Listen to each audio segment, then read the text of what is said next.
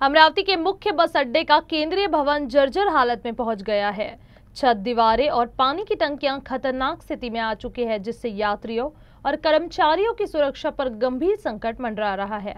हालत को देखते हुए कर्मचारियों ने इमारत की तत्काल मरम्मत की मांग उठाई है।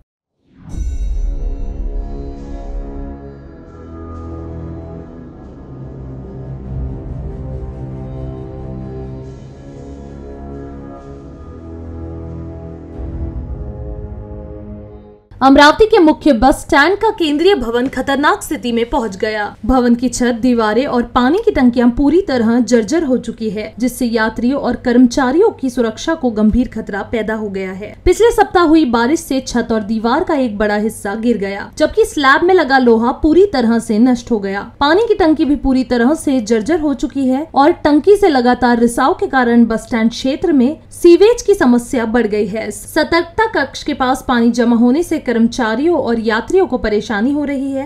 इसके अलावा क्षेत्र में अतिक्रमण और चूहों की संख्या भी बढ़ गई है, जिससे जमीन नरम हो गई है और भूस्खलन का खतरा बढ़ गया है। इन स्थितियों को देखते हुए बस स्टैंड प्रशासन ने मंडल अभियंता से तत्काल निरीक्षण करने और भवन की मरम्मत का काम तुरंत शुरू करने का अनुरोध किया है।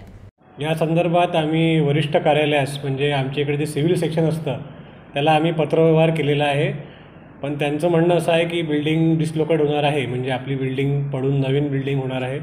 त्या कारणास्तव त्यांनी कोणतेच हे जे सिव्हिल सेक्शनचे कामं आहेत ते कामं अजून त्यांनी केले नाही आहेत। तसंच भरपूर त्या एका साईड पार्सल साईडची भिंत कोसळली आहे, त्या भिंतीसाठी पण आम्ही पत्र दिलेलं आहे। आणि वरची टाकी जी आहे ती क्षतिग्रस्त झालेली आहे, ते पण आम्ही त्यांना सांगितलं आहे की याच्यावर काही तुम्ही डागडुजी करून तात्पुरती ही चांगली करून देण्यात यावी।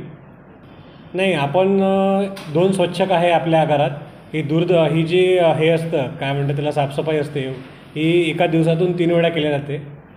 तर आजपर्यंत असं काही झालं नाही, पण जी बिल्डिंग क्षतिग्रस्त झालेली आहे त्या बाबतीत सिव्हिल सेक्शनला आम्ही पत्र दिलं आहे, ते त्यांनी ती डागडुजी करून देण्यात यावी। कारण की हे माझ्या अखत्यारीत काम आहे, पण तेवढी पॉवर माझ्याकडे नसल्यामुळे ते वरिष्ठ कार्यालयाशी संबंधित आहे।